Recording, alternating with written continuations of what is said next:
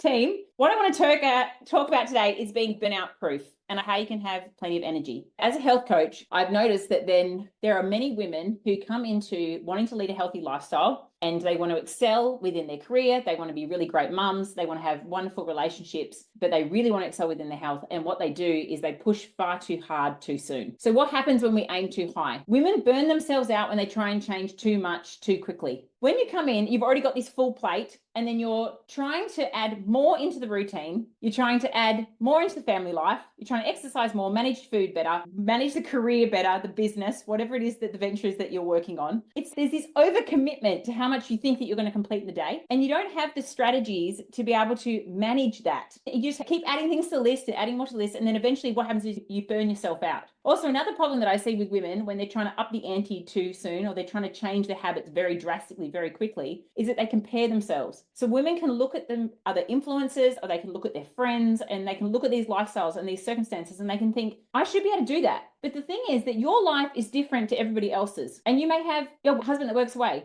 or you might have kids with special needs, or you might have children with heaps of extracurricular activities, or you might have a really large work schedule, or you might have all of that stuff. And then what's happening is you're comparing your life to someone else and you're thinking, I need to be doing that. But your expectations around what you can complete should not be the same as theirs. And what happens is when we start to compare ourselves with those people, we feel inadequate. We talk negatively to ourselves because we don't know what the background is of that person or how much time they've invested in their routine or their time management in order to get to that space. Now, the problem is that when we hit this point and we start to feel like we're comparing ourselves to each other, we feel like we're stuck in this space where we don't measure up. We can go into this all or nothing mindset. If I can't perform at my peak and I can't work out this many times and I can't have my nutrition perfectly on track, then I'm not going to do anything at all. And that can create this real big spiral. I'm either on the wagon or I'm off the wagon. And I'm here to help you break that cycle. I really want to get to this point where we gradually, slowly build yourself up to a point where you can cope with the workload. And then also you can gradually add more to your plate and up the ante. The problem is when we get into this mental space where we're totally depleted, we neglect our emotional health. So the first thing that slides off the table when people feel like they're overwhelmed, they've got too much on their plate, they're lacking time, they're feeling stressed, the first thing that goes is all their mental wellness practices. Nobody is meditating. Nobody is journaling. Nobody's doing any time for self-care. And what happens when we don't do that? We fall into a bundle. That's what equals burnout. It's like you're being pulled from pillar to post and there's so much going on and you can't cope with it. And that's why when it comes to changing our habits, you can't come into a program, not that you know that I don't advocate this in acceleration, but thinking of like when you joined 6-week programs or other things in the past and just expect to overhaul your life overnight, make all these changes and just implement it. Because I've made a decision yesterday that I want to be a healthy person tomorrow. And I'm not going to pay any attention to the fact that I've done these habits for the last 30 years. I'm just going to implement and make changes as of now. It doesn't work like that. And so one of the major things to making sure that you don't hit burnout is making sure that your physical resources, as in like the energy in which your body is producing and the way in which your mind is coping and the strategies that you have on the ground for your time management and how you nut out how your life and all the logistics work together, they have to move together. You can't just focus on one aspect and think that you can nail that and then the rest is going to come together. All of these things work in unison, right? So I want you to think of the last time that you tried to reach one of your goals, and maybe it was one that you were really excited about at first. But as time progressed, it all just seemed a little bit too hard. It required a hell of a lot of energy, and gradually you fell back into your old routine because you felt burnt out. You abandoned it. Now, this is what I call the snapback effect. This is when you push so hard and you go too fast, you implement way too much, and then you just bounce back to your old self because you're like, I can't sustain that. There's too much on my plate. I'm not coping with that. And you go back to your old self. Now, Trace, I'm going to use you as an example just for a moment. Last week, when we had a group call and we were talking about how you push and then you up the ante, and then there was this mental moment in which you were like, I can't do it. And you defaulted back to old behavior. That's what the snapback is. It's when we just expect too much of ourselves and we're just not at that point yet. Okay? It's when what you're trying to implement is too far removed from your current reality and it's going to burn up all your energy. So I want you to think of stuff that you've done in the past, and I want you to think, what were you trying to implement back then that has burnt you out, that you couldn't sustain, and then you snapped back to your old self? What was it that system or that approach wasn't working for you? Because we're going to learn a lot from that, can't we? But the problem is people do that and then they think, oh, I wasn't good enough, or I wasn't committed enough, or I just wasn't organized enough, and that's why I didn't didn't see that through. But it's maybe parts of that strategy might have worked for you, but maybe you implemented it too quickly. Or maybe what you were actually expecting from yourself wasn't something that you could do for the next 40 years. Maybe it was a short-term thing that was probably never going to happen forever. Or maybe you had more kids, or your work got busier, or circumstances changed in life. And then that approach now didn't fit in with this new reality. So I want to give you a minute to write, what is it that you've done in the past that's made you snap back to your old self? This is great. Sukara's written, calorie counting made her snap back to herself. And the challenge with calorie counting is that we have grown up in this diet culture where we are so exposed to this idea that we're meant to fit into this box, and our life is meant to look like this, and our food is meant to look like this, and it should like this every single day. And then when it doesn't look like that perfect box, we go, I can't do this, I can't stick at it. And so we like hands off, and we go off and we do whatever the other tangent is. And the problem is that as soon as life gets busy, we don't have time. People don't have time to calorie count. They don't have time to work out all that stuff for macros and everything like that. It's very overwhelming. And so calorie counting can only happen when, one, maybe you have more time on your hands because you had less kids, or maybe you're a single woman. I could do it when I was a single woman because I didn't, like, what else was I doing with my time? I don't really know what I was doing. I thought I was busy, but I had plenty of time to do calorie counting, put it into my MyFitnessPal app. Did it work for me? No, it didn't. Then that's what, as soon as I started having children, I kept snapping back to my old self because that system wasn't working for me anymore. And I couldn't understand how I was going to get past this whole calorie counting concept. The next thing Sanya has written is trying to exercise every single day after not exercising for 2 years. And this can happen, Sanya, because what happens is women say, I'm just going to go back to who I was 2 years ago.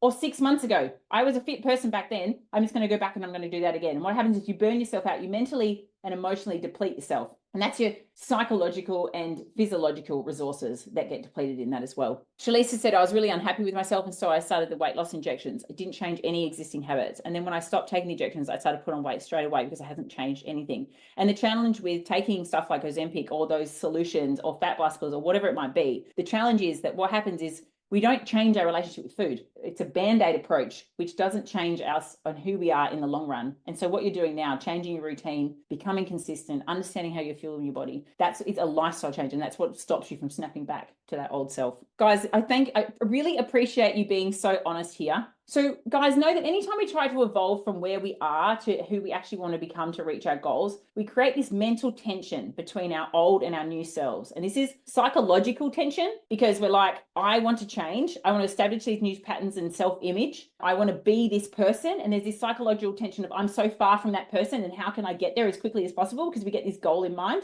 And then there's also this biochemical tension, which is the biochemical state of our body. So the biochemical is thinking about, okay, what are the new behaviors that are required? What hormonal and mental space do I need to be in? How much energy do I need to on this? What is the way in which I need to think and behave and be in order to be able to perform as this person? For someone to get up and be someone who can wake up early, train every single day, manage their lives, meal prep consistently, manage their stress well, be consistent in or meditation, all those habits. There's a lot of mental discipline that is required to do that. And that's a lot of mental power that is going into that. Mental power has to come from somewhere. And so that's why today I'm talking to you about the energy that is required to have that mental power, to have that discipline. Because what happens is if you try and change yourself too quickly and there's such a great identity gap and you burn yourself out because you're trying to change everything at once and you haven't got the structures in place to be able to support you as a gradual change, you're going to stress yourself out, you're going to burn energy, you're going to lack energy, and you're going to quit. So each self, our old self and our new self, is fighting for this residence within our mind. And the one that wins is the one that avoids triggering your fight or your flight response. If you push yourself too hard, you will go back to your old self. That's what happens. We just go back to those old patterns of behavior. And that's why we get so stressed or we get so overwhelmed. People go back to the emotional eating, or myself wanting to drink alcohol because that's what my parents did. And that's how they managed their stress when I was growing up. It's whatever you were shown. It's like whatever was demonstrated, and there's really strong neurological pathways that you had from a child. And so you got to think, when you get overwhelmed, you start to feel burnt out, you probably go back to what was demonstrated to you when you were a kid. So why is our new psychological needs deplete our biochemical resources? So why is it our mental state depletes our body so much? When you cross the threshold and you feel overwhelmed, your brain is going to switch into this mode and it's going to start to seek and preserve the limited energy supplied left for critical biological functions. And what happens is women then start to have excuses, experience brain fog, they feel tired,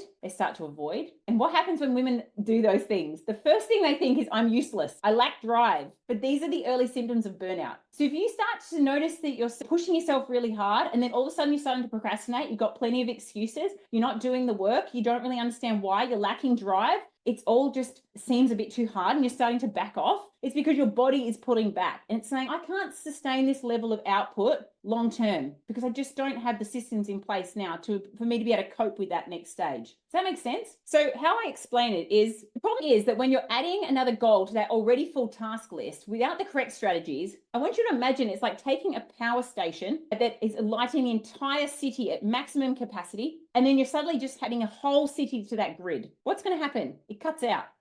You plug in way too many things. You got the microwave, you got the kettle, you got the air fryer going, and then now you're like, yep, let's bang in the toaster. And then what happens? The house goes boom. That's exactly what happens to you guys. When you get to that point and there's too many things plugged in and you just don't have the resources to be able to handle it, you're going to max out your system and that safety switch is going to flip and you're going to go back to that old original settings because your brain's protecting you. It doesn't want you to feel exhausted. It doesn't want you to end up in a heap and not want to get out of bed. So it goes, that's it. We're pulling back. And that's what the brain fog, the lethargy, the excuses, the procrastination, that's the build-up phases of that. Now, of course, there is excuses, as in, I don't want to get out of bed and it's cold. And there's also excuses of, I'm bloody tired. Like I haven't slept all night. My kids have been hectic. There's two different excuses, right? You're flapping around. And then there's the other side of it, which is I'm genuinely exhausted and I can't do that this week. And that's okay. And that's why when I'm talking about managing the seasons of life, listening to your body and working out where you're at, if you're starting to procrastinate and you're starting to avoid and you're feeling really tired and you're flopping into bed at night and your fuse is getting short and you're feeling like you haven't got the patience with your kids and you're turning to more orange colored foods and you just feel like there's just not enough coping mechanisms and you feel like it's too much, we have to pull back. It's a season in life which we pull back and we expect less of ourselves. And that's why I'm always talking about working out, like, what are your non-negotiable habits? What can you keep in place? And then let's keep those ticking over. And it might just be one or two things that keep your head above water. Probably meal planning and having your nutrition sorted and getting adequate sleep. Try and get to bed and get enough sleep if you can. And then maybe do some type of restorative exercise or stress management so that you have something as downtime to restore your mental space. Now, when we push ourselves too hard or we neglect our self-care, which is one of the first things that slide off the table, we can deplete these biochemical resources. This leads to burnout, illness, lack of energy, and decreased overall function. So the key is to make gradual lifestyle changes that support and strengthen these resources over time. And then gradually you can up the ante, right? So who we want to be? We want to be the woman that's got increased energy and vitality. We want to be someone who's got great mental clarity and focus. We want to be someone who can regulate our emotions and have great emotional well-being. We don't want to be the screaming banshee about kids. We want to have enhanced physical health and fitness and have the energy for it. We want to have great relationships, great social connections, feel like we actually want to attend the party, not be like, I don't want to talk to any humans, go away, shut the door. And then we want to have greater confidence and self-acceptance and, of course, this improved quality of life. But what brings about this? I'm glad you asked. So there are 4 things that feed into the human battery. This is what we're going to be talking about today. First one is our nutrition. Now, what I want you to consider is how much thought goes into your nutrition before you actually eat the meal. Have you ever thought about that? Have you ever thought about how much energy actually goes into food before we even eat the meal? A lot of energy, right? There are the stages.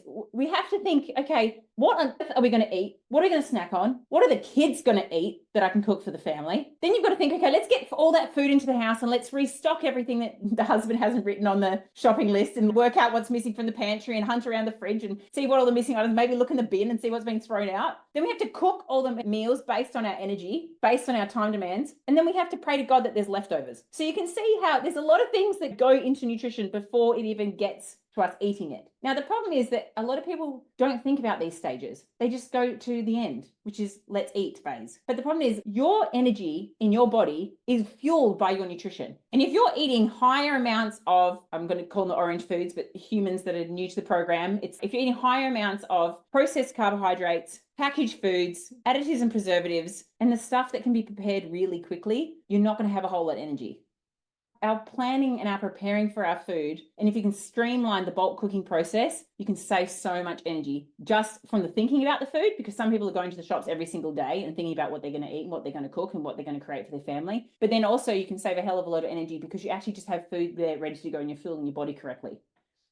Meal planning using the software. Now, I understand that you can use, there's other apps. I don't care whether you're cooking inspired mum recipes or not. That's not what I'm here to tell you, that you have to use the app. The reason why I recommend you using the app is because, one, it saves you so much time. It's going to pump out a shopping list. You can do this. It's doing the information for you. Gone are the days of sitting down with recipe books and thinking, oh yeah, I might cook that. And that one's saved on Pinterest. And that influencer put up that recipe. I'm going to do that one, because it's so stressful and you end up having to write this massive to-do list. So you've got to think, okay, I'm going to ideally use some kind of software to streamline the meal planning so that it reduces your stress. and you can do it in a couple of minutes. Otherwise, you're probably not going to do it. Next thing you need to think is, how can I cook 3 or 4 times a week max? How can I structure my meals so that I can have 3 days off? Now, for myself, when I think of I'm going to cook 3 or 4 times a week, I think one has to be a bulk cook, or 2 have to be a bulk cook. One has to be on the table in under 30 minutes. And you guys know that you can filter this on the app. You can click the 3 dots and you can obviously filter on the table in under this amount of time or whatever. And then the final one has to be a slow cooker or something that goes in the oven, something really easy. And then for my other 3 nights of the week, you think, what are you eating? I'm not starving. I'm not skipping meals and I'm not fasting. So it's the other nights I might be having leftovers. I might be having something that's coming from my freezer stock. I'm probably going to eat out one night minimum. And I'm going to have like a fake away meal or something, like homemade burgers or homemade pizzas or chips and fish or something like that I can pull out and throw it in the air fryer. But ideally, if you could get to the point where you're cooking less, you're going to reduce a lot of stress around how much time you spend in the kitchen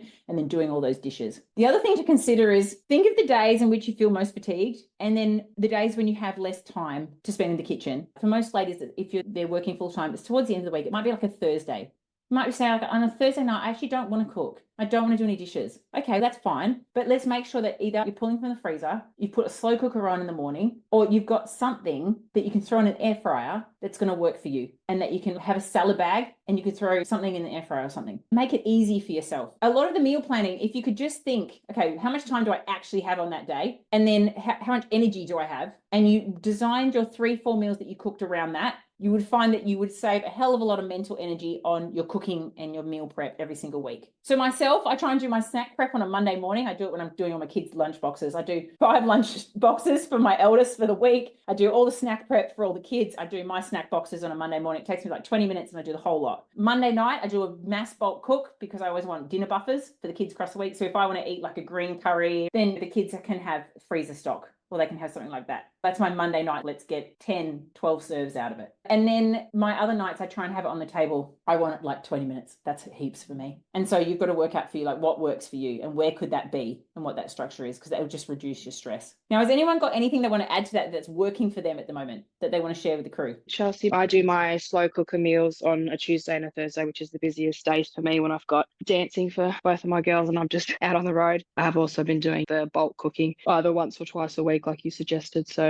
yeah, that's working really well. And then just getting into the swing of doing the snack boxes, and like you told me to at the start of the week when I'm out on the road. Yeah, easy to get takeaway or whatever when you're hungry and you don't have anything. Yeah, keeping in mind that if you're making snack boxes, guys, make them big enough that they could possibly be a lunch. So if you throw them in your bag and they're huge snack boxes, worst case scenario, you don't eat it. You put it back in the fridge. It's not a problem, right? But you're better having an abundance of food than not having enough and getting caught out, because there's nothing worse than being stuck at whatever with some child somewhere, not having, and then next thing you're like at the cafe at basketball and you're like, I'm going to have some hot chips. So you're like, snack box is empty, mama's bored, hot chips and Chico roll look pretty good, actually. So you've got to make sure you got enough food and you want to eat it. You can't be like the woman with the hummus and the carrots and be looking at someone with the pizza pocket. You know what I mean? You're not going to want to do it. So make sure it's food that you actually want to eat. And I understand that that means that there might be more carbs in there or whatever, but if it's something that you're actually going to eat and you're going to enjoy it, it's worth it. The other thing I want you to consider with your meals is that with your meal colors, consider where you are in your cycle. So if you're hormonal and you're coming up to your period, and some people are hungry in the lead up to period, some are hungry post period. So know where you're at and where your colors are going to be loaded and how many carbs you might need, and also type of exercise. If you're doing huge amounts of exercise and you're feeling hungrier because your body's burning more, then of course, eat more of the blue foods, eat more of those carbohydrate foods. And also based on your workload, if you feel like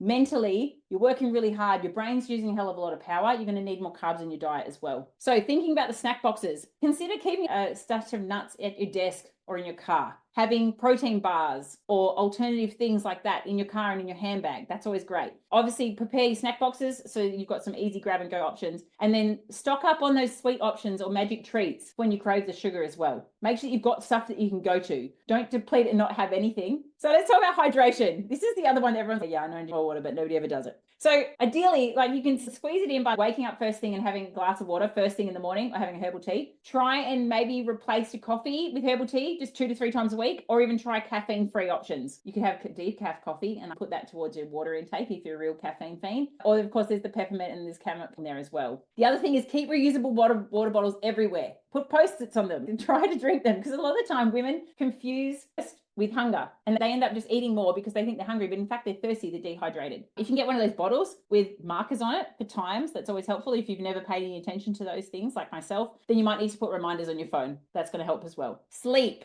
Yes, sleep. Now, sleep is one of those things that we have to be disciplined enough to get to bed on time and disciplined enough to get up at the right time. Now, the challenge with sleep is ideally you need to be getting to bed within the same 15-minute block in the night and in the morning, because it helps us set our circadian rhythm. But a lot of women are often pushing those boundaries. Now, a big thing with sleep is having a fixed time in which you're getting to bed, ideally across the week and on the weekend. Even if you said I was going to do it the majority of the time. So if you said, okay, 4 nights of the week, I'm going to get to bed at whatever your time is, 9, 9:30, 10, whatever it might be. And then for the weekend, Friday, Saturday, Sunday, it might be a different time. But if the majority of your week, or the larger ratio to which you're getting to bed at the same time, you're waking up at the same time, is pretty consistent, it does help set your circadian rhythm. It does make it easier to get up. What you'll find is if you're trying to get up at really early, 5 or 5:30 or something like that, and you're only doing it 2 or 3 days a week, you're always going to find it really hard because your circadian rhythm is set at the other time. And so when you're trying to get up early, it's like you're pulling yourself out of quite deep sleep. So ideally, if you can be more consistent with the time in which you want to get up, which might be the earlier time, you just find it's going to make your life a lot easier as well. And whenever you're trying to change your bedtime schedule, you never want to move it more than 15-minute increments, or wake up schedule, no more than 15-minute increments. And what I mean by that is if you're waking up at 6 o'clock now,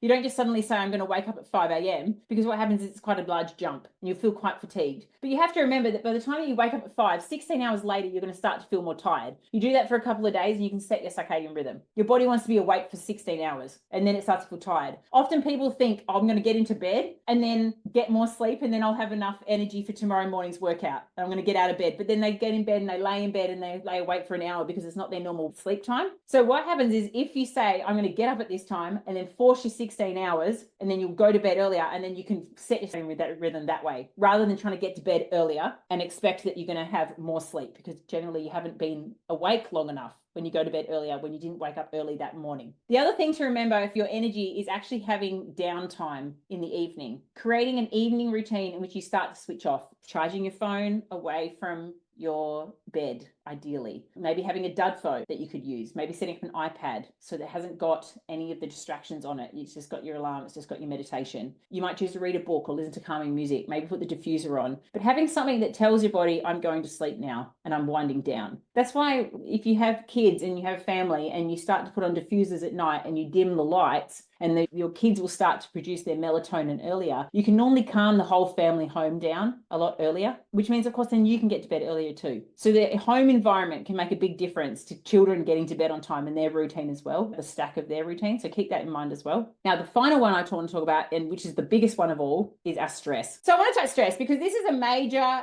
mental energy tax, and it also leads to burnout, right? If you want to get burnout, you just get stressed and it tips everything over the edge. Your nutrition's going to go downhill, your hydration is going to go downhill, and your sleep's going to go downhill because you're not going to get any sleep. You're overwhelmed and you're probably laying awake thinking about what's going on in your life. So we have a world global epidemic of stress at the moment. Women everywhere are feeling stressed, and it's not these macro, external, or uncomfortable events that are a problem, but it's for women, it's the sneaky everyday stresses of the outside world combined with this internal stress that we put on ourselves that we're creating in our own minds that's tipping people over the edge. Now, often some of these daily stresses that we have can seem so small that individually they don't really warrant our attention, and we don't really pay much attention to them. Your kid not finding their shoes every day is not going to kill you. It's going to turn you batty eventually. But the kid not finding their shoes and not having the uniforms washed and not having the lunch boxes clean and not having food in the house and feeling overwhelmed that you're behind in your work schedule and the long drive or commute to work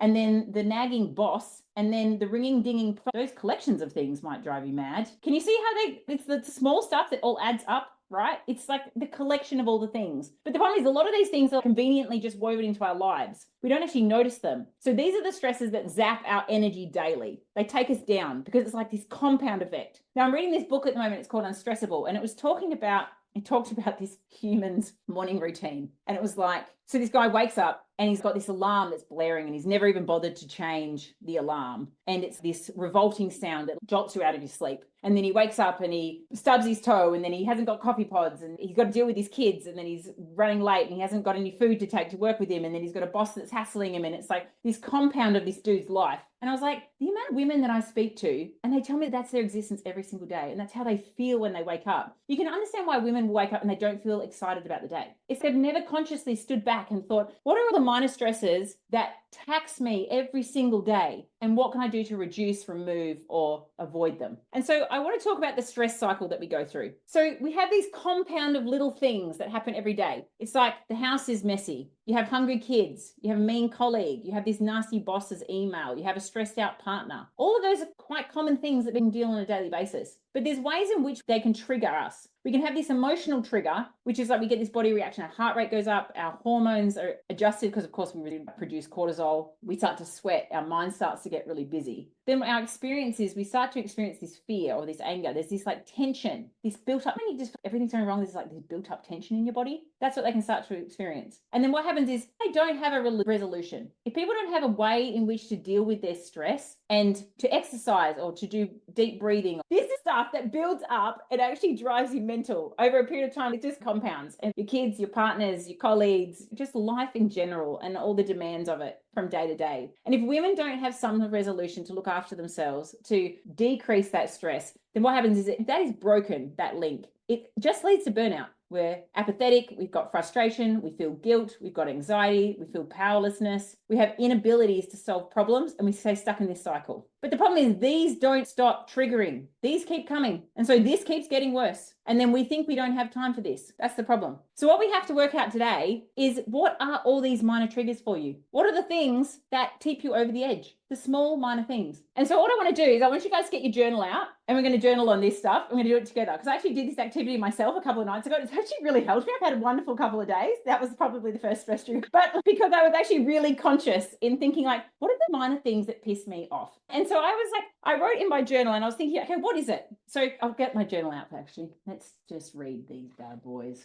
And you guys can add to them for yourself. So I want you to think, from the moment that you wake up to the time that you go to bed, what are the things that just compound and stress you out? So this was my stress assessment. The things that compound for me: having my kids interrupt me in the morning when I'm trying to journal, having the kids interrupt me because they want breakfast. I'm part of a business program and their content is so badly structured that it like lags and it like wastes my time. And I have such a short amount of time in which I want to do personal development every morning. I only have 20 minutes and this guy craps on for 15 minutes of it. I get so angry because I haven't got any value out of it. And I realized that was a real trigger for me. So I'm like, I've got 20 minutes, mate, you're not getting to the point. That was really frustrating for me. The other thing I realized is that when I'm trying to work and I've got my kids home, that's a major trigger for me because I just feel like I can't get things done and they just keep interrupting me. It's when I feel like I'm putting habits in the wrong location. So I'm trying to work with the kids around, trying to food shop with the children. That's really fun. Having two 4-year-olds and a 6-year-old wrestle on the floor of Aldi and open packets unnecessarily, and a baby crate in the trolley. You want to tip someone over the edge? That'll do it. And then people look at me like, poor mother. I'm like, I'll punch you and show you what a poor mother is. Then getting sucked into slack throughout my day and not feeling like I'm getting through my work, not knowing what I'm going to cook, despite being the human who's meant to be meal planning, when I haven't written it on my fridge. All it takes is me to write it on the fridge. And when I don't write it on the fridge, I don't know what I'm cooking. It causes me overwhelm because I haven't defrosted the meat. So simple, don't do the thing. The other thing is not having Aston's uniform washed. Having transitioned from the fact that in summer I have 3 uniforms and in winter I only have 2, and I keep missing a day and not having the uniform. I realized that was a trigger because the kids always yelling at me, Mum, my clothes are dirty. And I was like, dirty. But now I understand I have to do my washing days, right? So I went through and I wrote a list of all the things that stress me. And then what is it that I have to do to limit them, reduce them, or solve them? It's pretty simple. I was like, okay, what do I have to do? If the kids are going to interrupt me when I'm journaling, maybe I need to journal earlier. If the kids want my breakfast when I'm working out, make their breakfast and put it on the kitchen bench before I start working out. With the black belt content, stop listening to it in the 20 minutes. If he's going to ramble, don't listen to him. Listen to something else, someone who gets to the point. If I feel like I need to manage my kids and try and run the business, I'm doing the habit at the wrong time. Don't go food shopping with the kids. It's a nightmare. Don't do it. Don't get sucked into Slack. Turn off notifications. Not knowing what I'm going to cook. Write it on the meal planning board on your damn fridge. Change your washing days. Chelsea, that would solve the washing problem. Can you see what I mean? So what I want us to do, guys, I know I'm talking too much, but please give me a little bit of grace. So I want to give you 3 minutes to write down what are the things, like the small stuff that bugs you every day and causes your stress and like builds up. And what can we do to solve it, resolve it? Come on, team. I've already talked, but I'll just go quickly. Go, Sanya. Love it. This is just the worst. My pet hate the husband leaving clothes on the bedroom floor. Like it's just every single day I'm arguing about that with him. I just don't understand why it's so hard. So that's my top thing. My girls fighting over things first thing in the morning, like toys, whatever it may be, always talking over the top of me and my husband. It's like we're always fighting, like trying to see who's going to talk first, and it's just annoying. There's no patience. They need things immediately. If they want something, they need it then and there. And the never ending washing, I need to really set like actual washing days like you have told me to do, and also not knowing what to cook. Yes, yeah. And I think it's like you can solve those things. Probably not the husband. I'm not going to promise anything there, but you could see other stuff. You could get divorced and solve all the problems. Not ideal, but yeah. Does anyone else want to share? Mine's similar, pretty much just people not picking up after themselves and just leaving shit everywhere all the time. Yeah. My husband, my daughter, and you ask them so many times and it still doesn't go, oh, just put your washing in the washing, man. Like, I'm washing it. Can you not lift it off the floor and put it into the laundry? Have you got a washing basket in every room? No. That for me solved that problem. I literally have a washing basket in every single room, like in the bathroom, in all the bedrooms. But then if you can't put it there, wow. We don't have a real conversation. So Yeah. do, Casey, Yeah, I will. They can't be bothered walking 3 meters, but if it's 50 centimeters, they might be bothered. You know what I mean? True. Try it. Try it. Anyone else? Go, Cara. And Helen, you're next. Mine is my daughter in my bed when I wake up and she's in my bed. So I don't really know how to combat that. But I've got like messy house. So I thought just to do a quick tidy up before bed. So when I wake up, the house is fresh. Yeah. My husband's shoes is puts them right beside the bed. So when I'm like walking and if it's dark, trip. So asking him to put them away. We're working from home when the kids are home is a real trigger as well. Washing on the table, that just piles up. So I don't really have set washing days. So that's a good point. The meal planning. So again, yeah, what you said, writing it on the meal planner. Yeah. And the kids fighting is a huge one. It's like the noise. It's just like a massive trigger. Yeah. And I don't think there's anything we can do about No. kids. Yeah, I'd never thought that in my wildest dreams, that having 4 kids would just mean that they'd all fight. But I thought that through and maybe had more of a gap between. I probably would have only had one. It's Especially amazing. boys, hey? You got all boys. Yes, Yeah. Punch on, Savage. crazy. They yell at each other. They're just nuts. Okay. But anyway, it's only going to get better. I used to work with this woman, Natasha. She had 7 kids, and she was telling me about how boys in her family would have fights with metal water bottles and stuff, and they'd smash each other's heads in and stuff, like serious. And she actually bought them for Christmas, all boxing bags, and they'd go out there and smash these boxing bags because they used to just smash each other. She said it was such a problem. Like the fighting was such a problem when they were teenagers. I'm like, oh God, that sounds great. Anyone else want to talk about their minor stresses? So guys, what I'd like you to do is think about, okay, with those stresses that you experience, try and identify those mini sources of stresses in your life and just think about it. What are the things that drive me mad? And could I possibly attack these differently so I don't have to have this same conversation and this build up of stress every day pretty consistently? Because it really does zap your energy. It might be the computer work is long. Maybe you could catch a train and listen to a podcast, or maybe it's driving back from your kids' school drop-off because it's been a stressful morning, the kids have been hectic, that you feel overwhelmed. So maybe put on relaxing music in your car or do an active meditation when you're driving. You know what I mean? Thinking, what can I do? So you can't get rid of the kids. I know it's a shame sometimes, but like we have to deal with them as best as we can. And sometimes putting structures in place to help us cope better allows us to maximize our energy so we don't get to this total burnt out, depleted state. I feel like it's the buildup of minor things over a period of time that makes you then your nutrition, your hydration, your sleep, everything else slide if you don't manage these minor stresses. So try and engage in these activities that bring you joy. Ideally, you could write a happy list. What are the things that make me happy? It might be putting on the diffuser, sitting outside in the sunshine, drinking a cup of coffee. Maybe write a happy list and think, what aspects from the happy list could I bring into my life? And then the other thing is setting boundaries and learn to hold yourself accountable to them. And what I mean by that is if it's time to get off and go to bed and do something like a restorative practice that's actually going to help you de-stress, having the discipline to go to bed and do that without a phone so that you can actually wind down or do something for yourself or complete that happy list, not get sucked into the busyness of life. Okay. We talked about how your energy level changes when you get overloaded and how this impacts you mentally, physically, and also we know how it impacts a family unit. But I want you to think, what can you implement from today's session? What's your little takeaway that you're going to put into place from today's session that's going to help you improve your mental, your physical, and the family unit stress, overall energy, the way that you guys cope as a unit? Is anybody willing to share? You can write it in Slack or you can unmute yourself. I guess I need to work out what stresses me out because quite a few times, my watch will go, oh, you've had a stressful day. I'm like, I haven't done anything out of the norm. That was stressful. But it might be like a compound of stuff because I know for you, Kylie, particularly the house and what you need to do around the house can stress you out. So it might be that you realize that you don't actually realize that they're triggers for you, and like the compound of things that need to be done around the house. Also, sometimes kids, and I know you've got kids home all the time, then, kids constantly making a mess and stuff like that can often stress us out. It's just constantly compound, always picking up the clothes, always picking up the shoes, always being the snack slave. It's just all that stuff. Those minor things. Thank you so much for your time today, ladies. I want you to spend some time over the next week, think of all the micro stresses that are in your life that build up, and think, okay, what can I do to tackle those as best as possible? Eliminate, remove, reduce.